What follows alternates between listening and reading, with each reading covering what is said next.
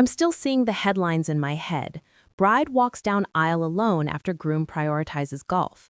It's been 3 weeks, and the shock has finally curdled into a cold, hard, unshakable resolution. I'm sitting here, staring at the golf ball I kept as a souvenir, and thinking about how the man I was supposed to marry chose a non-refundable tea time over our entire future. My name is Clara, I'm 30, and this is the story of the worst, best day of my life. The day I realized I was marrying a narcissistic child, and the day I got a divorce before the wedding cake was even cut. Our wedding was supposed to be perfect. We'd been planning it for 18 months. A beautiful late September wedding at a historic country club. Not the one Mark belonged to, but a more scenic, less snooty rival club. We had 150 guests, a 5-course meal, a live band, and a budget that made my parents wince, but that we both agreed was worth it. Mark, 32, a successful but intensely competitive financial advisor, was obsessed with golf. I mean, truly obsessed. It wasn't a hobby, it was a devotion. He played every weekend, sometimes taking Fridays off for business development rounds. I tolerated it, even encouraged it sometimes, telling myself it was his way of de-stress. I was wrong. It was his way of making sure his life revolved around him. The wedding was scheduled for 5 p.m. on a Saturday. The plan was simple. The bridal party would be at the venue by 10 a.m. for hair and makeup. Mark and the groomsmen would arrive around 1 p.m. for photos, giving them plenty of time to get ready at his parents' house beforehand. We had a beautiful suite waiting for us at the venue for the final prep. Friday night, we had the rehearsal dinner. Everything was great. Everyone was happy. Mark seemed nervous and excited in equal measure. I kissed him goodbye around 9 p.m. We were traditionalists and sleeping separately, and told him I loved him. He was supposed to meet his groomsmen for a quick, celebratory breakfast at 8:30 a.m. before heading to his parents' house to suit up. Saturday morning, the wedding day. I woke up at 6 a.m., buzzing with excitement. I checked my phone, a few sweet texts from friends and my sister, Emma, the maid of honor. Nothing from Mark. I figured he was sleeping in, which was fine. By 10:30 a.m., hair and makeup was in full swing. Everyone was laughing, drinking mimosas. Still no word from Mark. I texted him, "Good morning, handsome. Hope you're sleeping in. See you soon, heart." No reply. At 11:30 a.m., my sister asked, "Has Mark confirmed he's on his way? Photographer wants to start the getting ready shots with the guys around 1:30. I shrugged. "He's probably just hanging with the guys. I'll call him." I called his cell. It rang 4 times and went straight to voicemail. Odd. I tried his best man, Jake, who was also one of his golf buddies. Jake answered on the second ring, but his voice sounded muffled, with a weird background noise. "Hey, Clara, what's up?" "Hey, Jake? Where are you guys? I'm trying to reach Mark, but he's not answering." He hesitated. Yeah, we're together. We're just finishing up a thing, pre-wedding stuff." "A thing? What kind of thing? You're supposed to be getting ready. You have photos in 2 hours." "Yeah, we'll be there. Don't worry about it. Everything's cool. Just relax and enjoy the mimosas, all right? Tell the photog we'll be there by 2, tops." He sounded rushed, too breezy. The background noise was louder now. I recognized it. It sounded like the dull thwack of a golf club hitting a ball. My heart sank. "Jake, are you guys on the golf course?" A long silence. Then a strained laugh. "What? No, of course not. We're, at his parents' house watching TV, getting psyched." "Jake, I hear a golf swing. Where is Mark right now?" He sighed, the noise of the golf course now undeniable. "Look, Clara, don't get mad. We're just squeezing in a quick 9 holes. It's the perfect weather. And Mark was stressing out, so we decided to blow off some steam. We'll be done in an hour and be on the road." Rage, cold and swift, washed over me.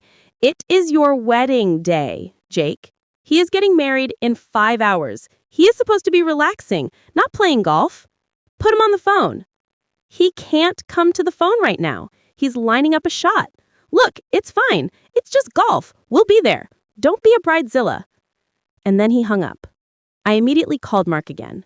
Voicemail. I texted him, "Where are you? Call me right now. This is not funny." I waited 5 minutes. No reply. The girls in the room were looking at me, the laughter dying down. At 12:30 p.m., I called Mark again, straight to voicemail. I tried Jake, blocked. I tried his other groomsmen, all went straight to voicemail. They had coordinated. They were all on the golf course, and they had blocked me so they wouldn't have to deal with the bridal drama. My sister, Emma, looked at my face and knew. Clara, what's going on? I showed her my screen, the blocked messages, the voicemails. They're all playing golf on our wedding day, and they blocked me. He blocked me. Emma immediately called her fiancé, who was friends with Mark, and she got the full story. Mark had booked a tea time at his club weeks ago, a highly sought-after slot on a perfect weather day, and he had convinced the groomsmen to join him for a full 18 holes. The original plan was to be done by 11:30 a.m., but Mark was in the zone and refused to leave. When Jake called me, they were on the 16th hole. At 2 p.m., 2 hours after the photographer was scheduled to start the men's photos, and 3 hours before the ceremony, I was sitting in my stunning laced wedding dress, fully made up, staring at my reflection. My beautiful day was already tainted, ruined by a selfish, childish decision. My parents were calling Mark's parents, who were mortified, and promised they'd drive over to the club and physically drag him out. At 3 p.m., Mark finally texted me, not called, texted. Almost done, babe. Just finishing the 18th. Had to sync this one. Tea time was non-refundable, you know. Gotta protect the investment. Be there by 4:15. You look gorgeous, I'm sure. XOXO. Non-refundable. That was his excuse. His final pathetic defense for prioritizing a game over his commitment, my bride, and the schedule of 150 people. The cost of the tea time, maybe $150 at most, was more important than the cost of the entire wedding, over $50,000. That was my punch in the gut moment. The realization wasn't that he loved golf. It was that he had zero respect for me, our commitment, or our time. If he would blow off our wedding ceremony for a non-refundable tea time, what would he do when our future child was sick? What would he do during a real crisis? He didn't just disrespect me. He showed me his true priorities. I stood up, walked over to my sister and my parents, and I said, my voice shaking but firm, "The wedding is not canceled. The ceremony is proceeding at 5 p.m. as planned, but I need you to do something for me, Emma." Emma looked at me horrified. "Clara, you're not going to marry him, are you?" "No," I said, a slow, cold smile spreading across my face. "I'm going to finish the wedding first. And then I'm going to serve him divorce papers before the first dance." My sister was incredulous, but I was resolute. I called my wedding planner, Lisa, who was a total rock star. "Lisa, I need you to confirm that no one from the groom side, Mark, the groomsmen, his parents, is to enter the ceremony space until exactly 5:59 p.m. I also need you to call the legal service I used for my prenuptial agreement. Tell them to send an agent to the wedding venue immediately with the notarized and signed divorce petition and writ of summons." Lisa gasped. "Clara, are you serious? On your wedding day?" "Yes." "The contract is not binding until the marriage license is signed. I need the papers served before he can legally attempt to marry me. He chose to spend the day golfing. I'm choosing to spend the day getting legally free." At 4:45, I stood by the door, listening. Mark had finally arrived. He was rushing, disheveled, clearly having dressed in the car, trying to pin on his boutonniere. His best man, Jake, was still trying to look nonchalant. He cornered my dad. "Look, Mr. Evans, tell Clara to chill out. It was just a couple hours. Boys will be boys, right? We had to do it. The tea time was non-refundable." My dad, bless him, just stared at Jake with icy disdain and walked away. At 4:55 p.m., the music started. The procession began, and at 5 p.m., the grand doors opened. The entire crowd rose. I was supposed to see Mark's beaming face waiting for me. Instead, I saw a pale, slightly sweaty Mark standing at the altar, looking supremely annoyed and stressed, but quickly plastering on a fake, charming smile. He hadn't even had time to fully calm down. I took a deep breath. My father squeezed my hand. "You don't have to do this, honey." "No, Dad, I don't. But I have to finish it." I walked down the aisle alone, My father stayed back, giving me the aisle to myself. Every step was deliberate. I focused on the aisle runner, the flowers, the faces of my friends who looked confused and concerned. I reached the altar, nodded curtly to Mark, and stood beside him. The minister, who was completely unaware of the drama, started the ceremony. When he got to the vows, my palms were sweating. Mark looked at me, his eyes full of superficial emotion, and started to say, "I, Mark, take thee, Clara." I cut him off. My voice, amplified by the microphone, was clear and loud. "Minister, stop! I cannot continue with the vows." A collective gasp went through the audience. Mark turned to me, his face a mask of shock and anger. "Clara, what the hell are you doing?" he hissed, trying to whisper. I ignored him, speaking to the minister. "I apologize to you, the guests, and—" The agent walked up to the shocked groom, bypassed the minister, and placed the large envelope directly in Mark's trembling hand. "Mark H. Thompson, you have been served with a petition for dissolution of marriage and a writ of summons." The sound was electric. Gasps, murmurs, and one loud, satisfying clunk as the envelope fell from Mark's hand. He stared at the papers, then at me, his face turning an unhealthy shade of purple. You actually did this? On our wedding day? You crazy bitch!"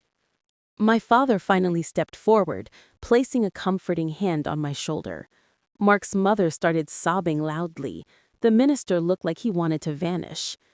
I walked back down the aisle, past the stunned faces. My sister, Emma, met me halfway, her own eyes teary, but she grinned widely. "That was legendary, Clara." Mark's final, pathetic attempt at salvaging the situation came later. He managed to grab me as I was talking to the wedding planner, who was rapidly dismantling the ceremony setup. "Clara, stop. You are overreacting. We can fix this. You can't divorce me over golf. Jake told you that tea time was non-refundable. I told you I'd be here. This is insane. You'll never get another chance like this." I just looked at him, feeling nothing but profound pity and disgust. "I already got my chance, Mark. I got the chance to see exactly who you are before I tied myself to you forever. And you failed the test. You failed the most basic test of commitment. My attorney will be in touch. Enjoy the rest of your non-refundable Sunday." The guests were a mix of confusion, shock, and a strange sort of exhilaration. Most stayed for the cocktail hour, which I quickly converted into me very expensive divorce party. We ate the expensive canapés, drank the fancy champagne, and the live band played upbeat music. My dad gave a new toast, raising his glass, "To my brilliant daughter who learned that an early exit is sometimes the smartest investment. To new beginnings." And Jake, the best man, who was supposed to be Mark's voice of reason, walked over to me still wearing his tuxedo, smelling slightly of sweat and panic. He had the audacity to try and negotiate. "Clara, look, you're making a huge mistake. Mark loves you. It was a dumb move, sure, but you can't throw away a marriage over a silly game. I told you you're being dramatic. You embarrassed him in front of everyone.